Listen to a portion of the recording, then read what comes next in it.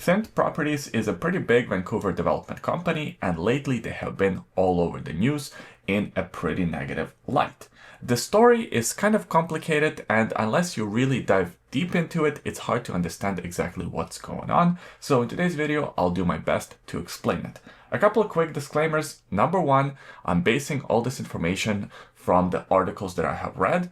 Number two, this is my understanding of the situation. I'm only human, I could be wrong about some of these things, but I'll do my best to present this information in the most accurate light.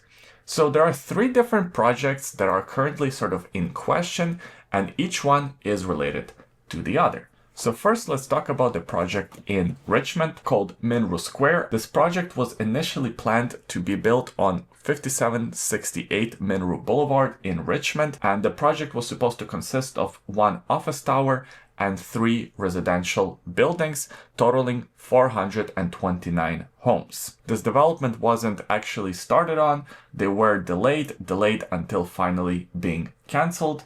The mortgage company behind financing of this project, called KingSett, which will come up a bunch of times, filed a petition for foreclosure proceedings, which was granted, and currently this project is for sale without an official listing price. The property assessment value for this land is $62,220,000. However, the amount owing to KingSett for the mortgages provided for this project totals $72,650,000 with a float rate of about 12.4%. Now, moving on to a different project in Surrey. This one is very different because this one was actually already approved by the city of Surrey, and it reached a pre-sale stage where it sold roughly 90% of available 1,023 units, with the deposits for these units totaling approximately $79 million.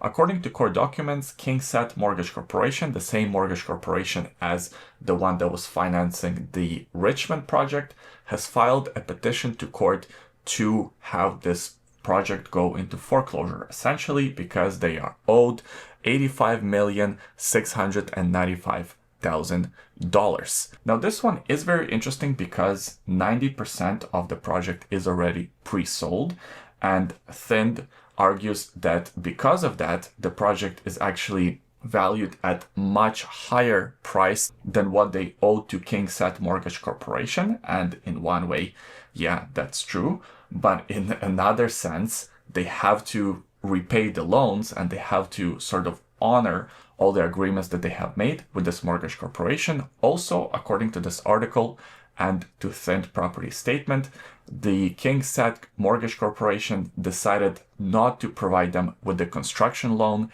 and that's why they have these troubles sort of building the project and paying off the debts that they are already owed. So maybe KingSett got a bit of cold feet on Thind Properties and decided, hey, maybe we don't want to provide more money to this developer. That's just speculation at this point. So we'll see what actually happens to this project. It'll be interesting to follow. It will also be interesting to see what happens to all the buyers that put down their deposits. Chances are they're just going to receive their deposits back, and this project is going to go for sale in a foreclosure type proceeding. Lastly, let's talk about the project in Burnaby. This one is called Highline, and it's located at 6511 Sussex Avenue, pretty much across the street from the Metrotown Mall. Unlike the other two projects, this one is even more different. So this is already a completed building. This building actually completed last year in February 2023, so it will soon be 2 years ago. And now there are all these things that are sort of coming out about this building. So first of all, I found this excerpt in one of the articles from a while back talking about how the strata corporation of this building seems to be in a bit of trouble. The developer, Thind Properties, seems to owe about $800,000 in unpaid contractor bills that now Strata Corporation is trying to deal with. They even had to cancel some of the services because they couldn't afford, such as the concierge service. So that's kind of strange, right? You really don't want to move into the building that has these type of issues.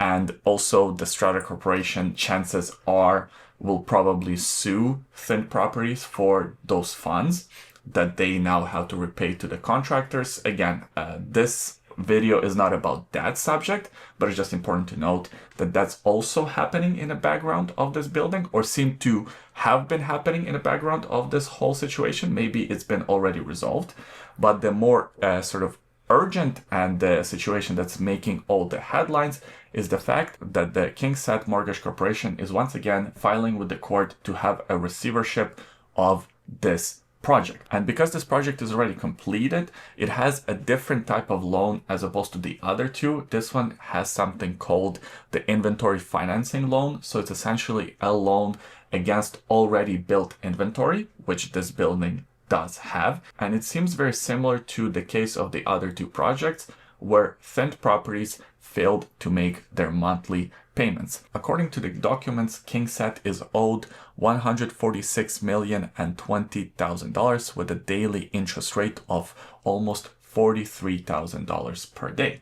So they are owed quite a bit of money as of November 1st of this year. Right as I was researching this video, there's a new article that just came out that Thind Properties just sold the hotel component of this project for $47.2 million to Hyatt Place Metrotown. So this component that is now going to be a hotel originally was supposed to be offices.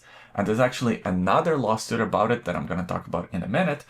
So seems like now there is some money coming in to Thind Properties to at least alleviate some of this financial stress.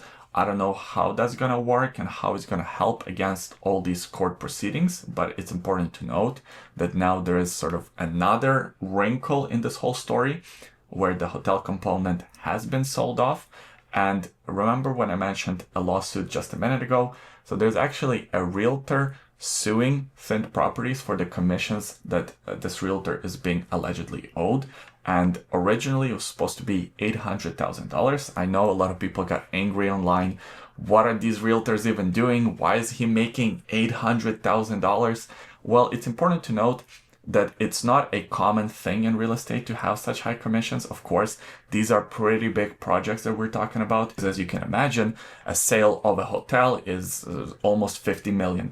So the person that is putting these deals together is going to get a pretty good reward for their work. But what's going to make some people at least a little bit more angry, that this realtor actually changed their civil lawsuit claim from $800,000 to $944,000 in commissions being owed. But there's sort of another wrinkle in this whole situation. So now this real estate agent, and I'm sure there's not just one real estate agent, it's a whole firm, is suing Thind Properties for almost $1 million out of that almost $50 million for the sale.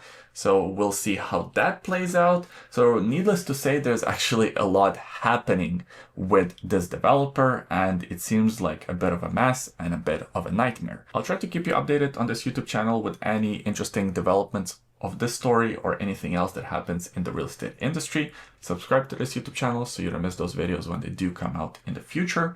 And give this video a thumbs up if you enjoyed it. There is a free buyer's guide linked in the description below. If you're looking to start and you just don't know where to start, it's absolutely free. It's a tool that you can use. So check that out below this video. Thanks for watching, and we'll see you next time.